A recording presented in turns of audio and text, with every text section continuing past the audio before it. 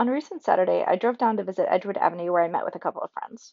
It's recently been resurfaced and painted to add advisory lanes, the first street in Milwaukee to get this kind of treatment, and we wanted to check it out by car and bike. In this street design, cars share the middle lane in both directions, with bike lanes to either side and parking at the edge of the curb.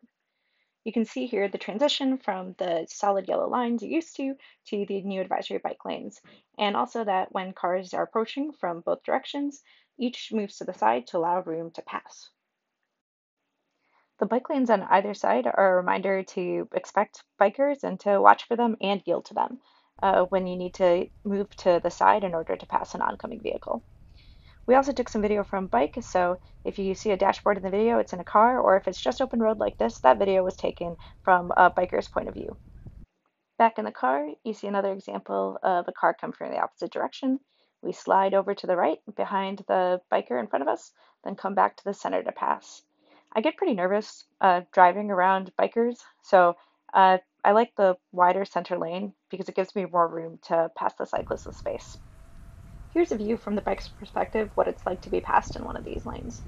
You can see that between parked cars and leaf piles, it's pretty narrow, but not that different from the paint-only bike lanes that you'd see in other parts of the city.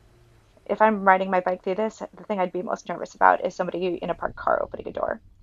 Here's a yard sign showing in context education about how the lane is going to work. Just for fun, we turned down a street chosen at random off of Edgewood. You can see the contrasting color because the middle of the street has newer pavement, and if you squint, it kind of looks like advisory lanes.